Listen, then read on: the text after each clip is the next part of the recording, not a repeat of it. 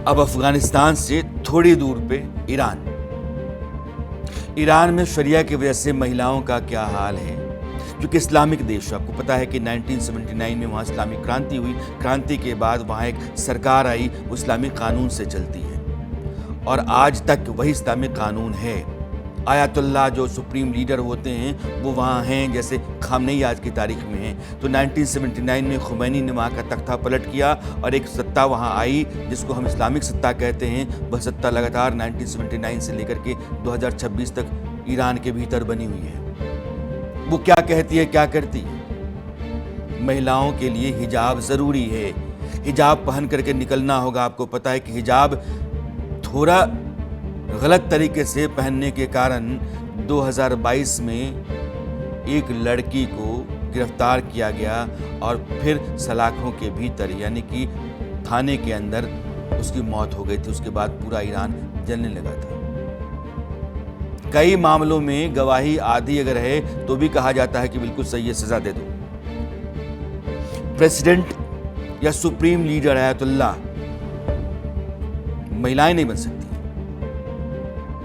अगर वो विवाहिता हैं, विदेश यात्राओं के लिए शौहर के साथ जाना है या फिर उनकी मंजूरी चाहिए। कई नौकरियों पर पाबंदियां हैं, नियम तोड़ने पर जुर्माना है, गिरफ्तारी है या कई तरह की दूसरी सजाएं हैं। ये ईरान में महिलाओं की स्थिति है और 2022 से लेकर के 2026 तक ईरान अगर उबल रहा है और वहाँ की सत्ता को उखाड़ फेंकने के लिए लोगों ने सर पर कफन बांध रखा है, हजारों की तादाद में जाने जा चुकी हैं, उसका एक बड़ा कारण महिलाओं का इस तरह लगातार घुटना भी है, उनका दमन, शोषण, उत्पीड़न भी है। आवाज बुलंद महिलाओं ने ही की थी और उसके बाद वहाँ आवाज लगातार मजबूत होती चली गई है। ईरान में जो इस्लामिक सत्ता है वो कब तक रहेगी कहा नहीं जा सकता, क्योंकि जो ट्रंप की अमेरिकी सरकार है वो ईरान में इस सत्ता को हटाना चाहती है और ईरान के लोग उसी सत्ता के खिलाफ लगातार लड़ रहे हैं, जान पर खेल रहे हैं। आपको जानकर हैरानी होगी कि ईरान के जो सर्वोच्च नेता हैं आयतुल्लाह खामनेई, उनका परिवार वो जिंदगी नहीं जीता है जो ईरान के लिए कानून कहता है। उनके बेटे मुस्तबा खामनेई लंदन में ऐश की जिंदगी जीते हैं, बेशुमार पैसा है उनके पास, आलिशान मकान, गाड़ियां हैं उनके पास और जानकारों की माने तो मुस्तबा खामनेई ने जहाज़ों के व्यापार में मोटा माल निवेश कर रखा है। स्विस बैंक खाते उनके भरे पड़े हैं। लगभग 138 मिलियन डॉलर से ज्यादा की संपत्ति तो उनकी ब्रिटेन में बताई जाती है। सिर्फ यही नहीं, दुबई से लेकर के मलोरका तक कई संपत्तियां हैं।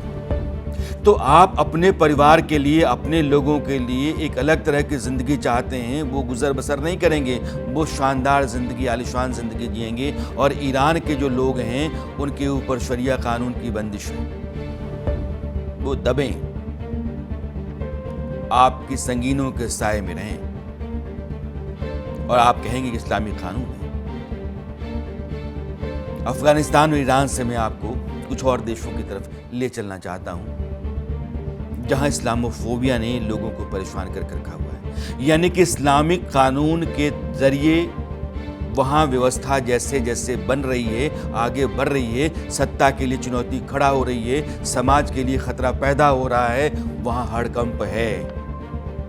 और ये वो देश हैं जिनको हम विकसित देश कहते हैं। ब्रिटेन, वहां मुस्लिम आबादी लगभग 40 लाख है, जो ईसाई धर्म के बाद दूसरा सबसे बड़ा धार्मिक समूह है। ब्रिटेन में जिस तरह से मुसलमानों की संख्या बढ़ती जा रही है, उससे इस्लामोफोबिया का खतरा भी लगातार बढ़ रहा है। ब्रिटेन का एक मौलवी कहता है कि हमें दुनिया पर हावी होना है, हर दूसरे धर्म को खत्म करना है और हमको मिटाने के लिए भेजा गया है। ब्रिटेन का वो मौलवी क्या कहता है आप सुनिएगा। और इसे ब्रिटेन की बात नहीं है, कई और देशों की तरफ मैं ले चलना चाहता हूं। पहले यह बयान सुनिएगा। Shy of the truth. We don't say that Islam is here to live, to coexist with lots of different religions and all of us can just hold hands and be friends. This religion was sent to dominate the world. It was sent to be superior, to extinguish the light of every other religion and to be superior to it. But we're not shy to say it, and we don't find that to be something that we should be shy to say. That this religion has been sent to dominate, to wipe out, to take out every other religion, to eclipse it, to be superior to it, to have the people leave every religion and to accept Islam. And if that requires fighting to achieve it, then it requires fighting to achieve it. Because the greatest purpose for which jihad was legislated is to make the word of Allah the highest and the word of those who disbelieve the lowest. इस्लाम दुनिया का सर्वोत्तम धर्म है और इस्लाम का यह फरमान है कि बाकी धर्मों को ख़त्म कर दो। जितने भी लोग दूसरे धर्मों को हैं वो इस्लाम में आ जाएं या फिर जान से चले जाएं। एक वाक़या नहीं कहूँगा मैं आपको, ये इस्लामिक किताबों का जिक्र है। दो तरह की व्यवस्था इस्लाम में है, एक दारुल हर्ब, एक दारुल इस्लाम। दारुल हर्ब का मतलब यह हुआ कि वह सत्ता जो गैर इस्लामी है, और दारुल इस्लाम का मतलब वह सत्ता जो इस्लामिक है। आदेश ये है, फरमान ये है कि दारुल इस्लाम को यह चाहिए कि दारुल हर्ब को प्रेम से दारुल इस्लाम में तब्दील कर ले। अगर वो किसी भी सलाह मशवरा प्रेम से नहीं मानता है तो फिर ताकत के जोर पर, तलवार के बल पर उसको दारुल इस्लाम में तब्दील करें। अब आपको जापान लेकर चलना चाहता हूं। नमाज पढ़ना है तो घर में पढ़िए, मस्जिद में पढ़िए, लेकिन नहीं, जापान ने यह महसूस किया है कि उसके यहाँ स्थितियाँ अराजक हो रही हैं। सार्वजनिक जगहों पर, पार्क में, सड़कों पर, बाजार में नमाजें पढ़ी जा रही हैं। जो तस्वीरें आपके सामने हैं वो इस बात की गवाही हैं। ये जापान के एक पार्क में सैकड़ों की तादाद में लोग नमाज पढ़ रहे हैं और यह डर जापान के आम लोगों के बीच बढ़ता जा रहा है।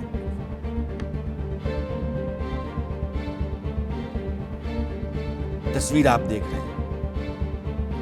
कई देशों में, जापान की ही बात नहीं है, इस्लामोफोबिया का डर इस तरह बढ़ता जा रहा है कि कई देश इस्लामिक लॉ को बैन कर रहे हैं। पुर्तगाल, बेल्जियम, ऑस्ट्रिया ये कह रहे हैं कि इस्लामिक कानून हमारे यहाँ अगर तुमने किसी भी कीमत पर लागू करने या अपनाने की कोशिश की तो खैर नहीं।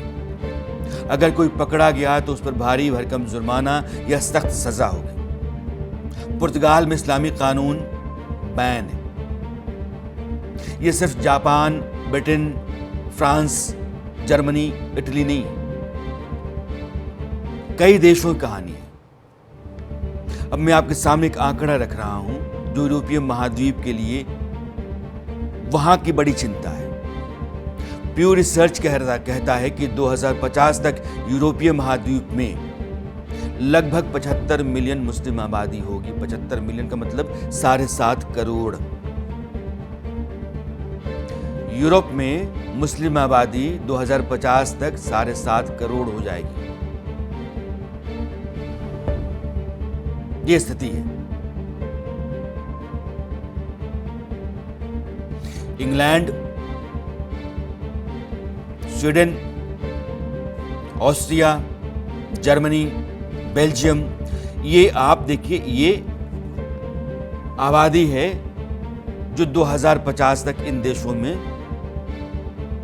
मुसलमानों की होगी जो इस्लाम को मानते हैं। स्वीडन में 1/3 लोग इस्लाम के मानने वाले होंगे। डेनमार्क में 16%, नॉर्वे में 17%, जर्मनी में लगभग 20%, ऑस्ट्रिया में 20%, बेल्जियम में 18% से ज़्यादा और ब्रिटेन में, यूके में 17% से अधिक, फ्रांस में 18%। तो 18% से लेकर के 30% के बीच में, 17% के आसपास भी कहीं कहीं यह मुस्लिम आबादी 2050 तक हो जाएगी।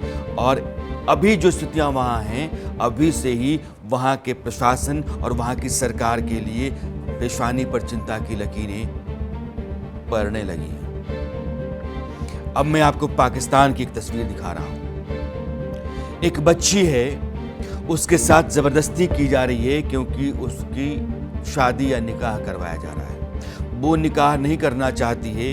20-21 साल की लड़की 40 साल के आदमी से निकाह करवाया जा रहा है, लेकिन मौलवी और वहाँ के लोग कहते हैं कि नहीं, तुमको यह निकाह करना होगा।